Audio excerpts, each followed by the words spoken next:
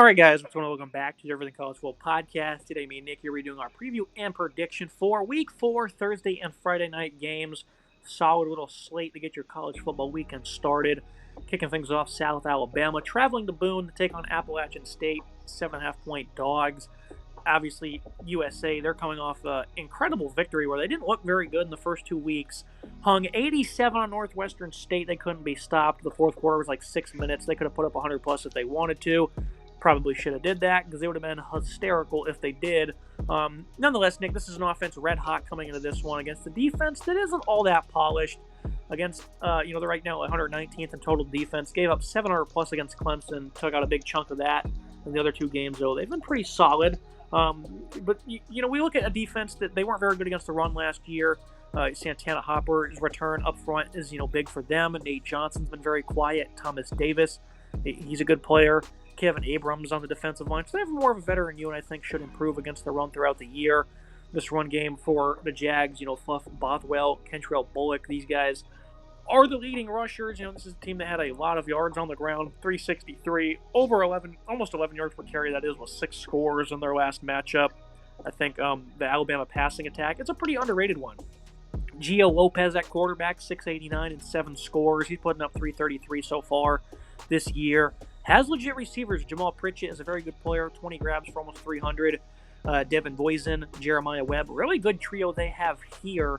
And this is kind of a low total. I mean, for what we saw last week, right? But 60 is a good amount. I have South Alabama's offense being able to keep them in this game, Nick, and obviously understand why your score is so lofty.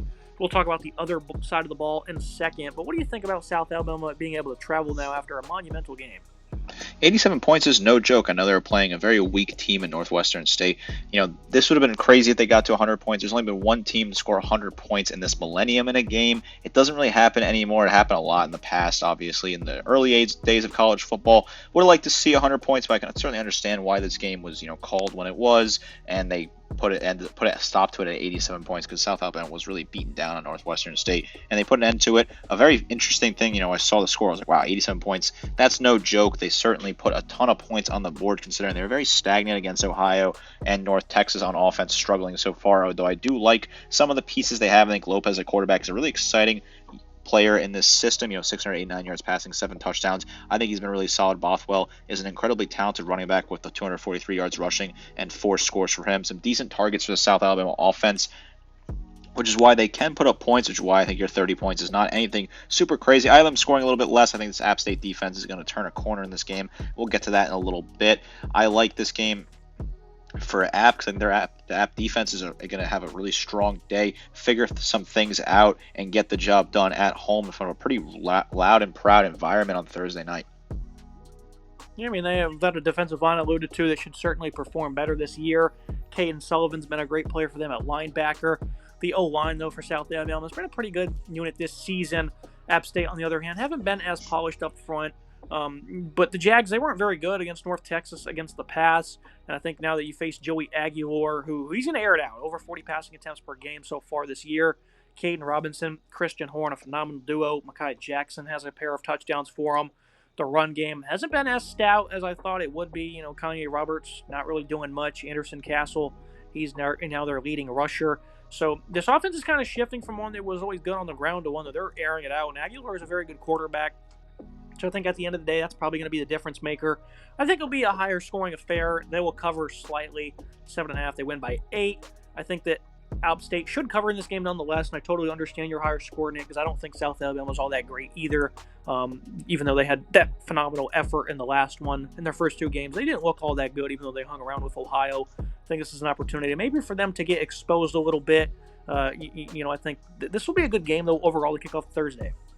This is a game where I think, both teams have been disappointing for me so far in the Sun Belt. I think South's not playing nearly as well. Of course, they did lose their head coach to Alabama to become their defensive coordinator. They ended up hiring Major Applewhite to be their new head coach. So certainly, there's some reason to expect a bit of a fall-off. Meanwhile, for App State, this is a team that was in the conference title game last year. I'm not as impressed with them, although I do think this offense has some high upside potential of Aguilar, who's nearly 1,000 yards passing, 5 touchdowns, 2 picks.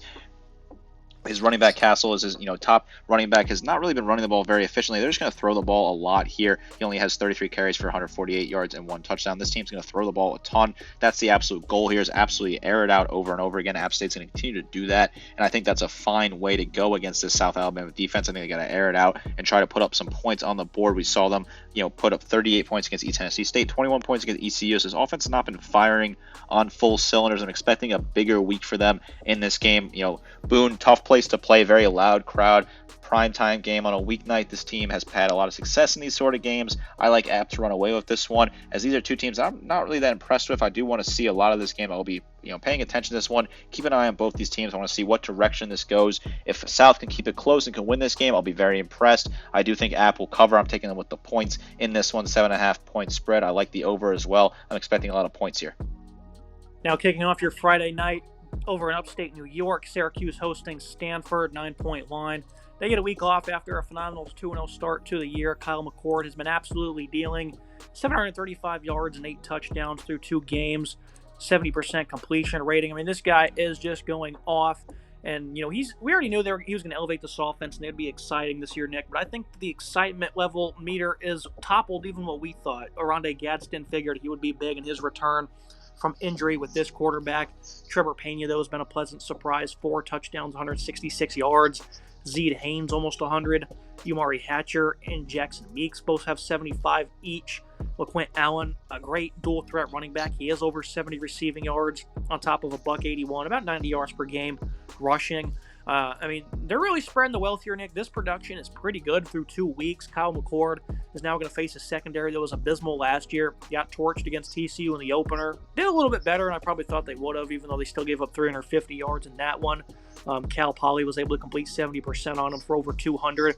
McCord and this passing attack are going to cook in this one, Nick. And again, that excitement meter is already topped out after 2 games. There's a big energy going around the Syracuse offense right now and the Syracuse team as a whole. Also, I want to say big thanks to the Syracuse football and Syracuse athletic department for inviting me up to the game. I will be attending the game this Friday. I'm super excited to head upstate, go to a game at the Dome. Big thanks to the organization, athletic department, and the football team for inviting me up. I'm excited to attend this one and check it out. And I'm excited to watch this offense. I knew Kyle McCord was going to be really good plugging him in here. I figured that he wasn't the problem in Ohio State last year, despite being the scapegoat. And he's kind of showing Ohio State fans that, hey, I'm a really damn good quarterback, and I can prove that to you. Nearly 70% comp rate, 735 yards passing, 8 touchdowns, 1 pick. The pick against Ohio in the season opener. He's looked really good. 85 attempts so far this season. I've been extremely impressed with him. I think he's phenomenal. He looks really good in the system. He looks super comfortable. Could be a dark horse for the Heisman at this moment in time. He's really making a big push in upstate New York. I'm excited to see him on the field Friday night, see what he looks like. He has been really good. His wide receiving room has been solid as well. Oronde Gadsden has plugged right back in at tight end. Back from his injury last year, looking phenomenal. 201, 15.5 yards receiving, and 3 scores. Trevon Pena has been really an incredible breakout player. 166 yards receiving, 13.8 yards per grab, and 4 scores, which I believe is leading the FBS in terms of wide receiving touchdowns so far. I may be incorrect about that, but that is a high number with the 4 there. LaQuint Allen has 9 grabs and a touchdown as well. So they've been spreading the ball out. Allen's looked really good on the ground, 6 yards per carry, 181 yards total for him. Will Nixon gotten some touches as well. I like what this offense is doing. Fran Brown's team is really energized in offense. They're running the ball efficiently. They're passing the ball phenomenally. McCord looks dialed in, having 2 great games, including against a ranked Georgia Tech team where he looked really dialed in and locked in. I love what this offense can do, and I'm very excited to see them take on a bad secondary and a bad defense in general for Stanford, and I'm expecting them to have a pretty solid day. A Stanford team we've talked about for a couple years now, how they're pretty weak in the trenches. They only have 2 sacks so far this year. Neither of them are coming from someone on the D-line. David Bailey, their best edge rusher, is off to a pretty quiet start. These 2 tackles in Demetrius Witherspoon on the left side and then Savion Washington on the right. These guys have been phenomenal for them so far. There was a lot of size there on those 2 tackle spots, so I think there's going to be plenty of clean pockets for McCord to work with, and he should be dialed in. Look at the other side of the ball. The biggest concern for Syracuse would be, week 1 against Ohio, they were no good against the run. Bounced back big time against Georgia Tech. The only success they had was Haynes King making, some plays with his legs. And, Ashton Daniels, the starting quarterback for Stanford, is certainly a guy that's capable of burning you with his legs. Already has 118 rushing this year. He was, the second leading rusher for them as a team in 23. Justin Lehman, he's a good runner as well. So you might see your Lamson, that is. I apologize. They have 2 quarterbacks that might see the field a good bit in that capacity. Even though King was really just improvising, Nick. It wasn't a straight game plan of just running downhill with your quarterbacks or anything. That's really the only hope they seem to probably have. This is a great defense for Syracuse. There is some nice receivers, though. Alec Almanor, he's one of the more underrated talents in the country. Ismail Sissy stepped up. He's got 2 touchdowns this year. Other than that, there's not much to praise about with this offense. They're not running the ball very well. They had only 119 against Cal Poly. They had 2 more yards against TCU, for example. This is just a team that's not really doing all that well. That was a close first half against Cal Poly last time they were out. Stanford's just incredibly weak in the trenches. They don't really have that much skill, even though the receiving core has some upside, I think, long term. Syracuse, on the other hand, this is a defense that has plenty of players. Marlo Wax, unfortunately, is going to be out for a number of weeks at linebacker. Fadil Diggs, he was the other guy who was a high-priced transfer they added. He's already got 6 TFL. He's been a phenomenal game changer for them. Kevin Jabody up front, I like him. Dennis Jarquez, these guys I think are going to rally. Justin Barron leads a secondary that has a lot of good talent. This should be a cakewalk, Nick. I think 34-21 is more of a generous score, 9-point line. I really don't understand it. I think they're kind of maybe thinking this is still the Syracuse of old. I don't think it is one bit. They're going to win this game. They're going to win it big. I think they're going to win this game big as well. I have a 38-17 score. I think this is going to be a big opportunity for the Syracuse defense to have some nice stops as well. I like some of the players they have. There are some solid pieces on this offense for Stanford. I'm excited to see what Alec Amor looks like at wide receiver, 147 yards receiving, 14.7 yards to grab for him. Daniels is an interesting dual threat quarterback, 118 yards rushing as well as 384 and 62% comp rate plus 3 passing touchdowns. But I think the Syracuse defense is just too much to handle, and they'll be able to get some jobs done. Justin Barron, Fadil Diggs, I'm excited to see what they look like. I think McCord's going to be dialed in. I'm expecting a huge performance from him as well. I'm excited to be up there checking out this conference matchup between Stanford and Syracuse. What a distance Stanford's got to travel, by the way, to upstate New York from Northern California. Not easy to get to at all. That's certainly factoring, I think, in making this a tougher game for Stanford as well. I'm excited to be up there. Again, many thanks to Syracuse for inviting me, and I'm looking forward to checking out this great matchup on Friday night. Going down around the same time, 8 o'clock in Lincoln. A ranked matchup between Illinois and Nebraska. We start with an Illinois offense that is much improved. Luke Altmaier has handled pressure a lot better this year, has yet to turn over the ball. Zachariah Franklin, Pat Bryant have been great at pass catcher for them. The run game has power backs, so this will be a physical game. The Kansas run D is nothing special, though, and they did absolutely nothing on the ground in that game. The O-line is 120th in FBS and TFL allowed. They're facing a Nebraska defense now that has a lot of power on the inside. Guys like Nash Hutchmacher, Ty Robinson are really good. The rest of their unit is pretty young. That's still getting better. Guys like Cameron Lenhart, Jamari Butler was a great player for them last year. So this is a defensive line that seems to have a very good matchup. And I think the secondary led by guys like Isaac Gifford and Tommy Hill against these receivers, it'll be a competitive one throughout the ball game. On the other side for Nebraska, Dominic Raiola, or Dylan Raiola, that is, he's going to face a good test here. More of a complex scheme that Aaron Henry is rolling out. Supporting cast has shown good versatility, though. Guys like Jalen Lloyd, Alex Bullock, Isaiah Neor stepping up, being an explosive playmaker. That's good for Nebraska. The offensive line has got a lot of experience. Bryce Benhart at right tackle can maybe be a liability. We'll touch on the Illinois defense here more in a second. What are your thoughts on that information I just gave you, Nick? The Illinois offense has been improved. They're not anything great by any means. They're protecting the football, though. And Raiola on the other side, it's not going to be a cakewalk for him against this defensive coordinator. I like what this Illinois offense has been able to do so far. This offense looked a lot better than it has in previous years. I think it's certainly turning a corner. This is a very interesting ranked matchup in conference play down there in Lincoln. 2 teams that are having some juice. Nebraska, obviously, going through a big stage sort of revival here. They beat Colorado on the 7th.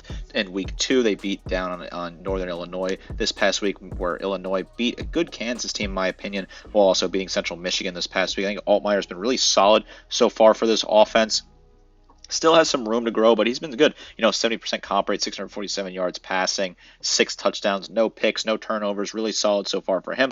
I like what they've been able to do on the ground as well. Caden Fegan has been really solid, 173 yards rushing, 4.1 yards to carry, 3 scores for him. Good numbers there. They have some other players in the backfield that can work. Pat Bryant at receiver for Illinois, 4 touchdowns, 235 yards receiving, 15.7 yards for grab. So I like this offense. I do think this offense will have some potential to do well, although they are facing a tough matchup here in the probably the best defense they played so far in Nebraska. Whereas you look at the Nebraska offense, there's a lot to love about it. This offense is certainly beginning to grow and continue to develop under Matt Rule. I really like what I've seen. Dylan Raiola is proving to be a star that we thought he might be. 73% comp rate, 670 yards passing, 5 touchdowns and a pick. They've been able to run the ball effectively as well. I really like what I've seen of this Nebraska offense, and I expect them to have a solid day here as well, down in Lincoln playing in front of that home crowd. Yeah, and you look at the Illinois defense, a unit we thought would be pretty stout this year. The front three on the defensive line, though, was a unit we really weren't all that impressed with, and they haven't really been that impressive to start the year. Outside of Dennis Briggs, he's a good run stopper. Everybody else is kind of iffy. And obviously the big saving grace for them was expected to be these outside edge rushers and Seth Coleman and Gabe Jackas. And so far, they've done their job. They're going to have to do a good one in this one because the run defense has been less than polished. Over 4.25 yards per carry each of the last 2 weeks. They've done a great job forcing turnovers.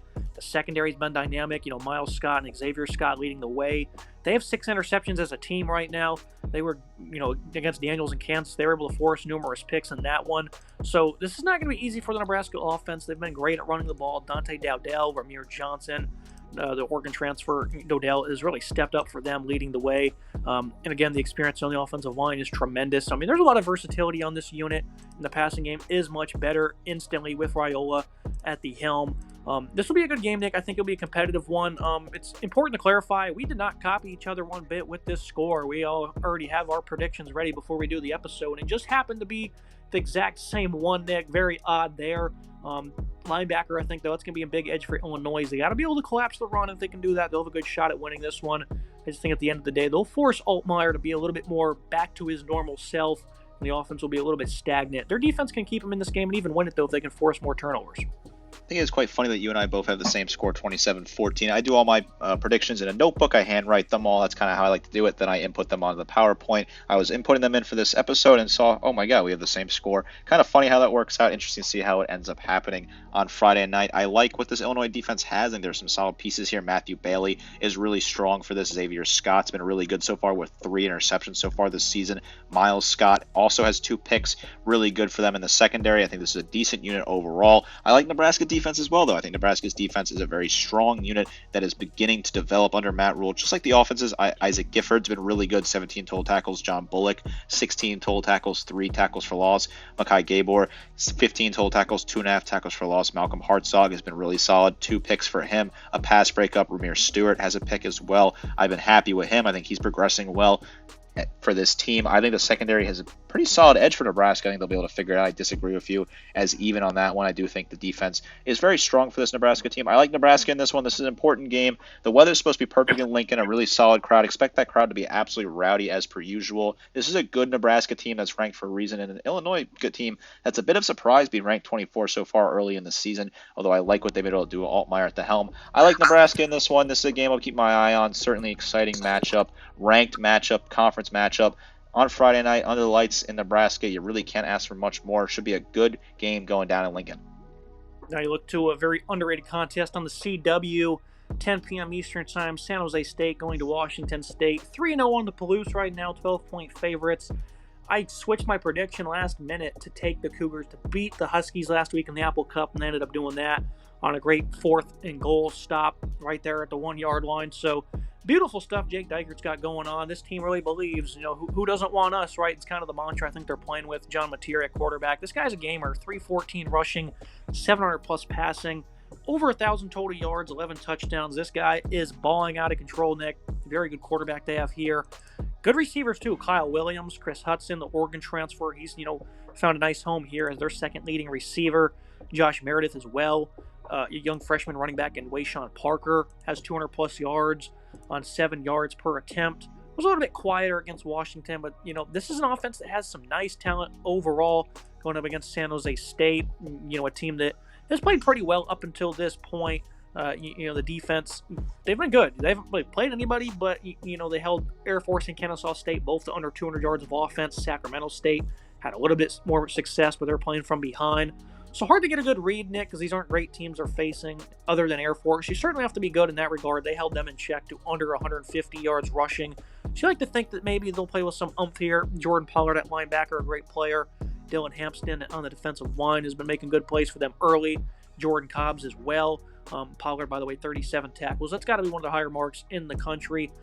So what do you think of that matchup, Nick? Matier in this offense that's red hot going up against the defense that, regardless of the opponent, they've been playing good. You have to, if you're bad on defense, these opponents will hurt you, and they have not allowed anything. So it's a good unit, clearly.